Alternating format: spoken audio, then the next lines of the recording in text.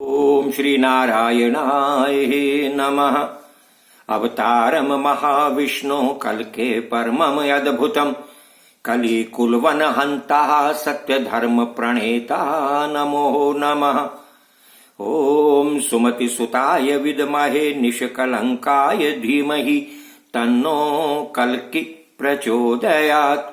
श्री कल्कि नारायणाय नमः। श्री हनुमते नमः। प्रभु भक्तों, जय श्री कल्कि। अब तक की कथा में आपने श्रवण किया कि नारद जी ने विष्णु यश जी को ब्रह्म ज्ञान प्रदान किया है, जीव और माया का भेद समझाया है, जिसे सुनकर के कल्कि जी कि मेरे पुत्र हैं, ये जानकर उनके मन में बड़े विचारों का उथल पुथल ऊहापोह में फंस गए हैं और न भगवान श्री कल्कि जी के चरणों में प्रणाम कर सके हैं क्योंकि वो पुत्र हैं। बस इसी चिंता मग्न में वो बद्रिकाश्रम की ओर चले गए हैं। वहां जाकर उन्होंने अपने इस पंच तत्व के शरीर को अपने इस जीव द्वारा त्याग किया है और ब्रह्मलोक में गमन किया है। अब आगे की कथा। सूत जी कहने लगे, हे शौनकादि ऋषियों, विप्रश्रेष्ठ श्री विष्णु यश जी भगवान श्री नारायण का ध्यान करते करते अपने पंच तत्व के शरीर को छोड़ करके ब्रह्मलोक में लीन हो गए। उधर सुमति ने जब ये जाना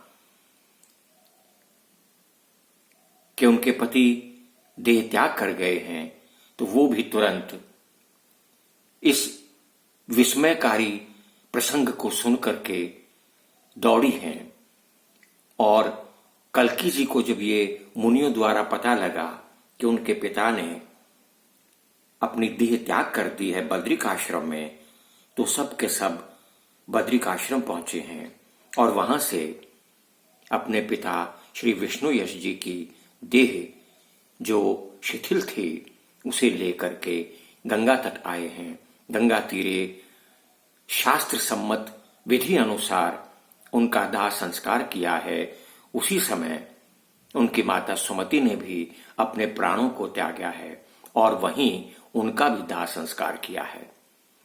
विधिवत दाह संस्कार करके कल्कि जी मोहवश होकर के, जो मोह का नाश करने वाले हैं, स्वयं श्री नारायण हैं, वो भी माता पिता के स्वर्ग चले जाने के पश्चात, माता पिता की देह त्याग करने के पश्चात मोह में लिप्त हो गए हैं। उनकी नेत्रों से आंसू बहने लगे हैं। उन्होंने तुरंत गंगा जी के तट पर माता पिता की श्राद्ध आदि क्रिया की है, ब्रह्म भोज कराया है और विधिवत वो सब क्रियाएं संपन्न की हैं जो शास्त्र सम्मत हैं। लोकाचार एवं वेदाचार करने वाले भगवान श्री कल्कि जी कुछ दिन वहां रह करके संपूर्ण उनके क्रियाकलापें जो जीव को चाहिए वो संपन्न कराने के बाद रमा और पद्मा जी को साथ लेकर के पुनः संभल ग्राम में आ गए हैं और प्रजा पालन करने लगे हैं। इस प्रकार वहां अपनी प्रजा को सुख प्रदान करते हुए अपना जीवन व्यतीत करने लगे हैं, राज्य पालन करने लगे हैं।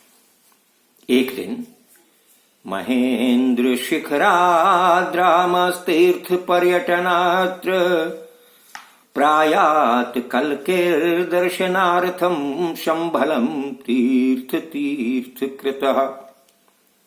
एक बार महेंद्र पर्वत के शिखर से उतरकर तीर्थों को पवित्र करने वाले परम पराक्रमी भृगुनंदन जमदग्नि पुत्र भगवान श्री परशुराम जी तीर्थ पर्यटन करते करते कल्कि जी के दर्शन करने हेतु संभल आए हैं। परशुराम जी को देखते ही कल्कि जी तुरंत सिंहासन छोड़ करके पद्मा और रमा सहित आए और उन्हें दंडवत किया। उनकी विधिवत उपासना की।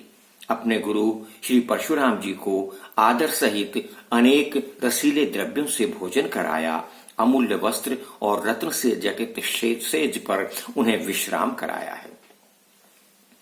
जब भगवान श्री परशुराम जी विश्राम कर रहे हैं तो देखिए श्री नारायण श्री कल्कि जी अपने कर कमरों से उनके चरण दबा रहे हैं। कल्कि जी ने चरण सेवा करते करते भगवान श्री परशुराम जी से बड़े विनय पूर्वक कहा, हे गुरुदेव, आपसे कुछ कहना चाहता हूं। तभी वहां रमा जी भी उपस्थित हुई। गुरु परशुराम जी ने कहा, कहो नारायण। हे गुरुदेव, आपकी कृपा और प्रसाद से सभी अर्थ, धर्म, काम आदि तीनों वर्ग प्राप्य हैं मुझे। हे गुरुदेव, इस समय ये राजा शशिध्वज की पुत्री रमा आपके सम्मुख आपसे कुछ निवेदन करना चाहती है। हाँ हाँ, कहो पुत्री। रमा ने शीश झुकाकर हाथ जोड़कर विनम्र वाणी में कहा है, हे प्रभु, हे गुरुदेव, आप सर्वांतर्यामी हैं, आप सनातन हैं, आप चिरंजीवी हैं।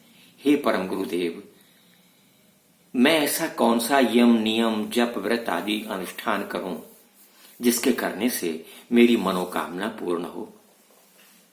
आप मेरी मनोकामना जानते हैं, आप सर्वज्ञ हैं, फिर भी अपने मुख से कहो तो। जब श्री परशुराम जी ने यह पूछा तो रमा कहने लगी, हे गुरुवर, मुझे एक पुत्र चाहिए, पुत्र प्राप्ति का कोई उपाय मुझे बतलाइए। इस प्रकार रमा जी ने भगवान श्री परशुराम जी से पुत्र प्राप्ति का उपाय पूछा है। ये उपाय अगले एपिसोड में। आज कथा इतनी ही। जय श्री कल्कि, जय श्री हनुमान।